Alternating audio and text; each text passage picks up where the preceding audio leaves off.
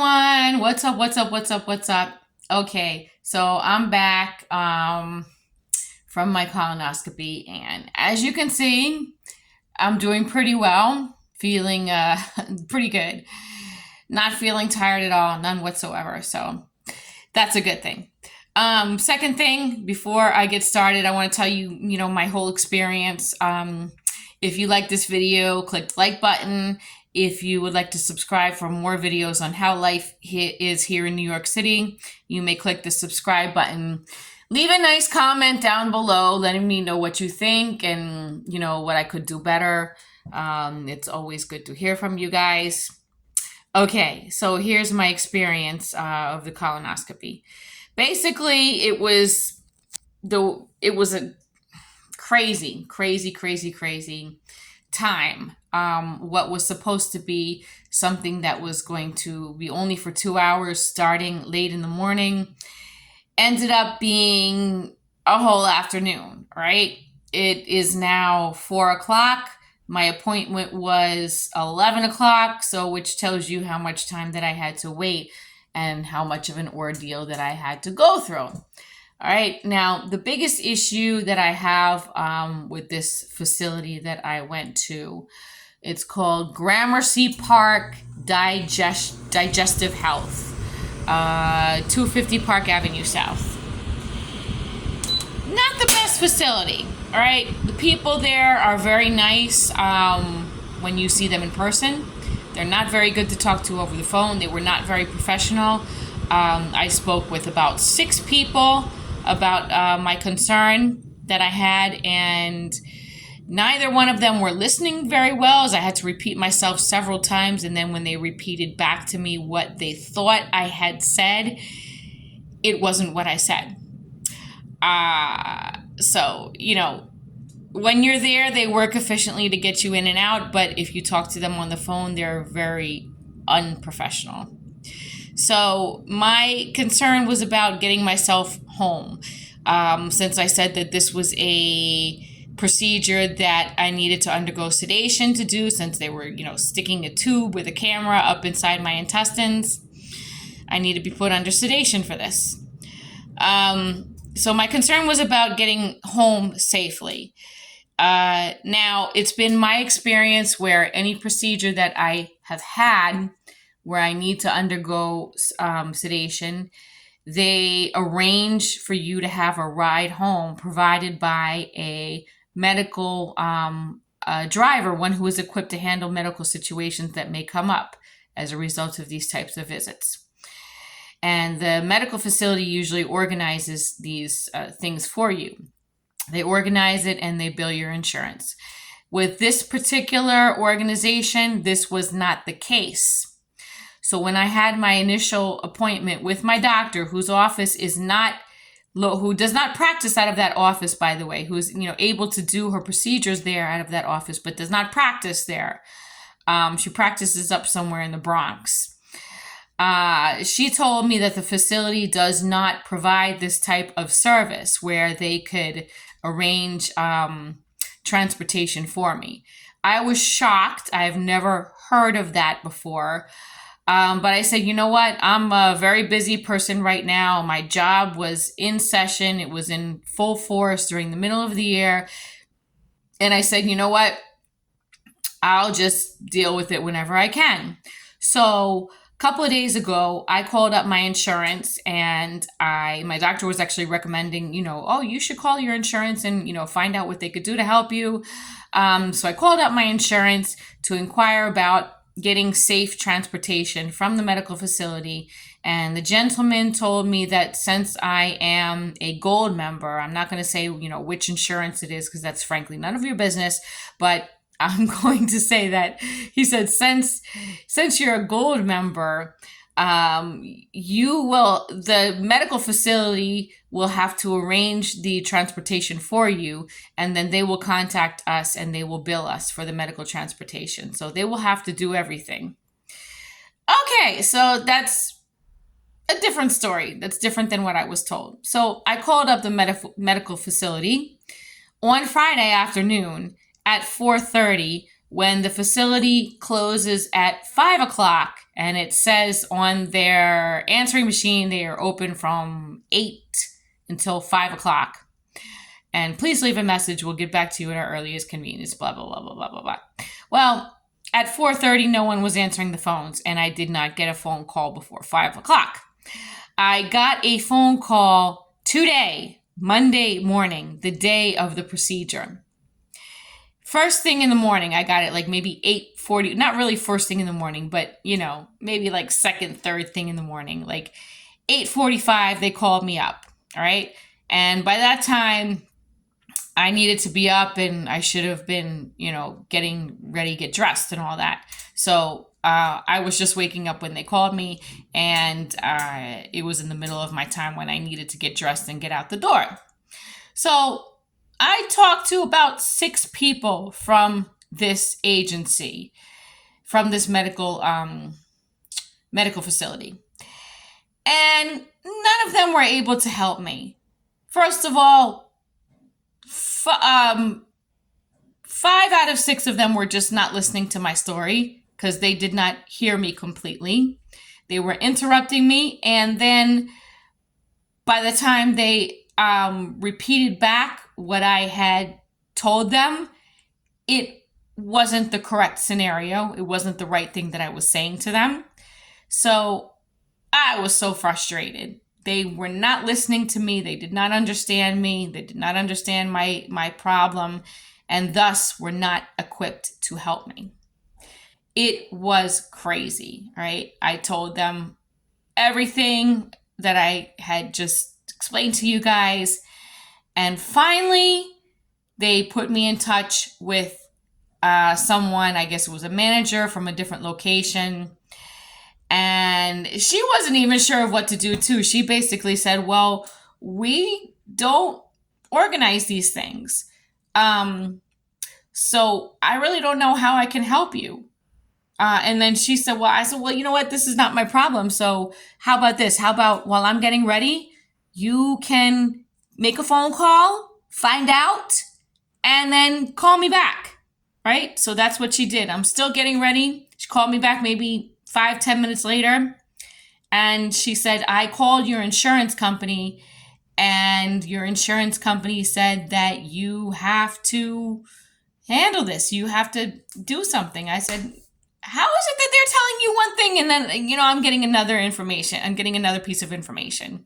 And it's been to my experience that other medical offices that do this procedure or other procedures that you have to be put on sedation, they handle the transportation for you. If you don't have a ride or someone to pick you up, they handle it for you.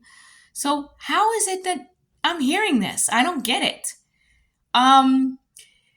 And I said, no, that's not what's supposed to happen. I'm being put under sedation. I don't know what's going to happen after that. I don't know how I'm going to feel, if I'm going to be able to get up and walk myself to the train station and get myself home safely or what.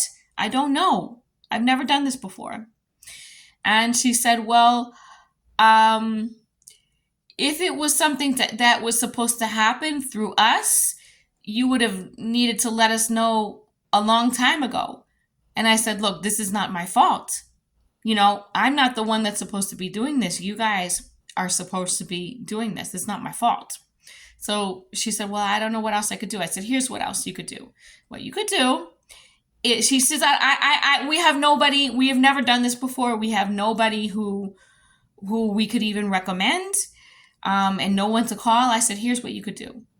You could find out some phone numbers, maybe call some companies, find, some recommendations or whatever, call some companies that provide this kind of service, and you could get it together before my appointment, because it's 9:00 right now. I need to be out the door by 9:30. My appointment is at 11 o'clock. So you could figure this out. You have 2 hours to figure it out.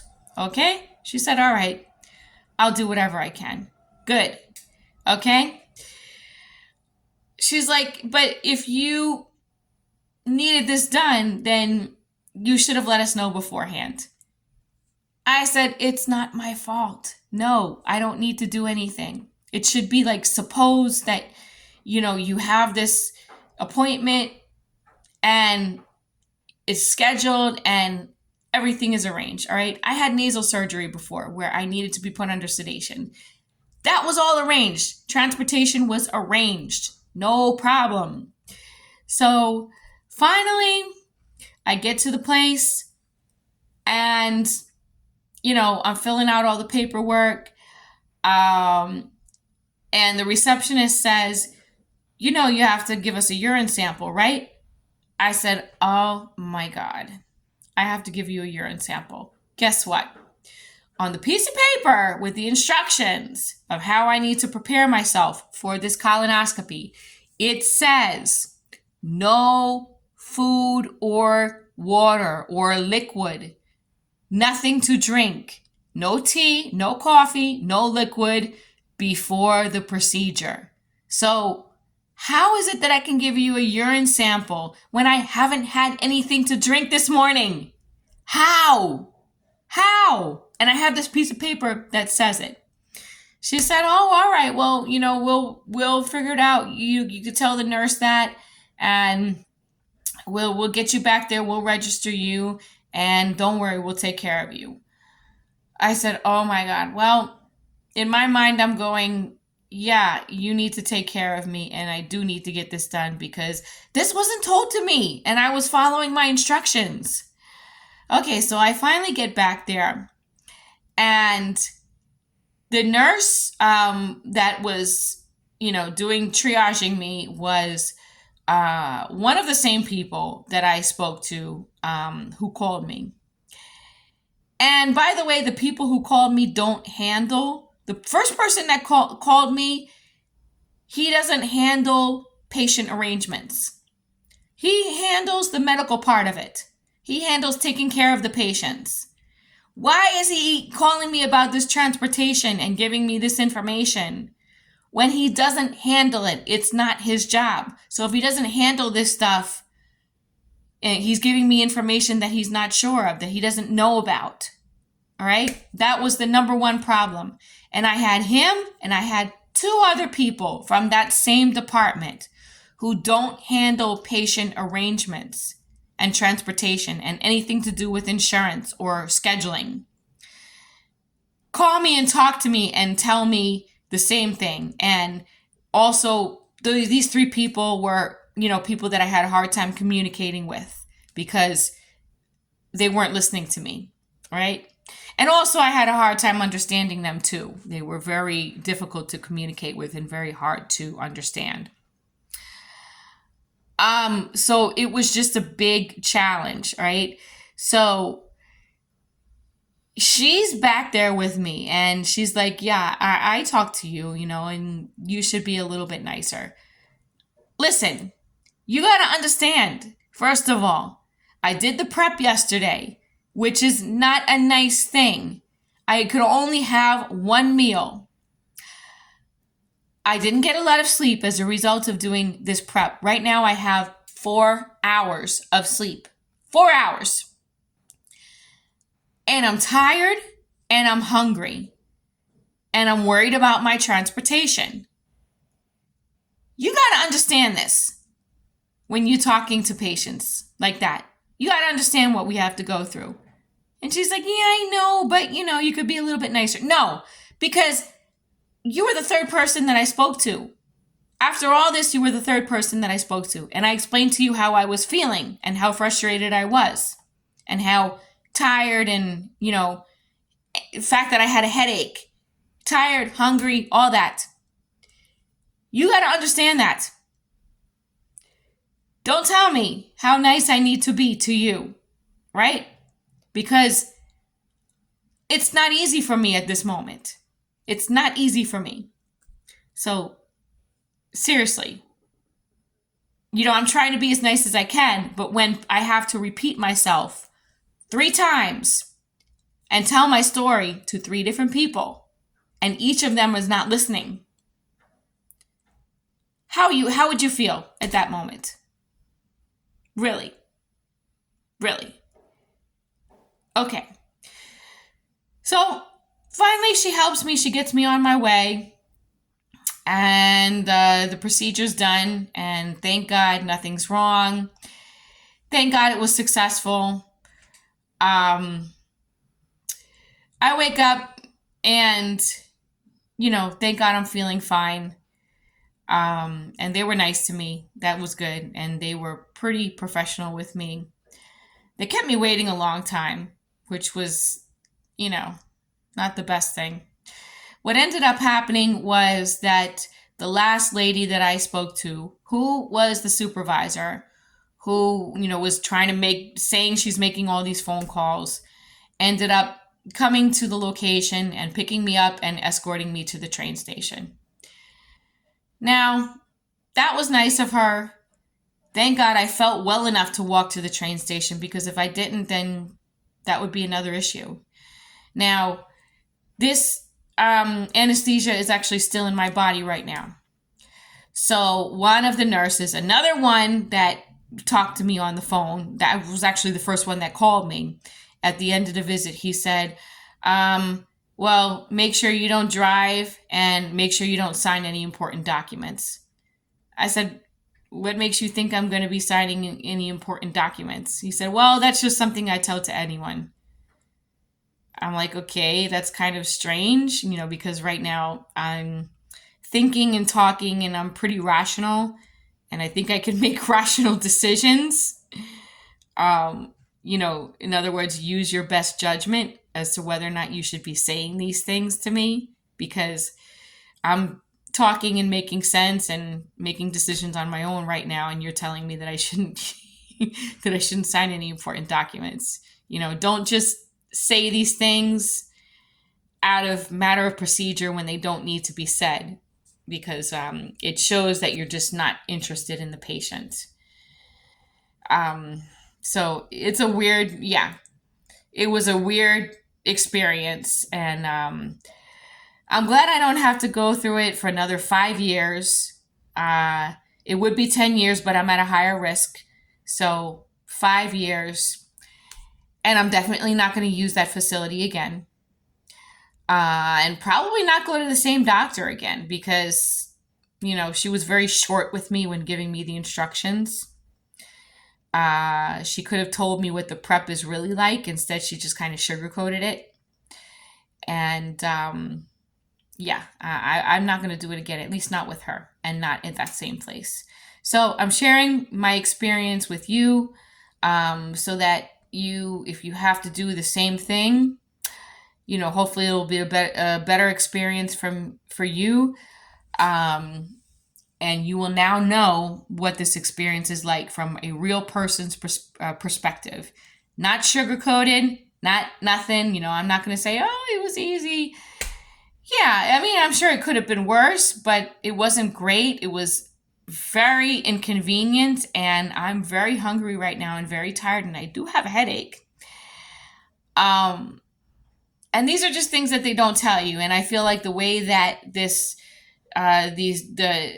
workers from this medical facility handled my situation and, handled the things that I needed help with, I really feel like they were just very unprofessional, because number one, you don't comment on what you don't have full knowledge on. That's the number one thing.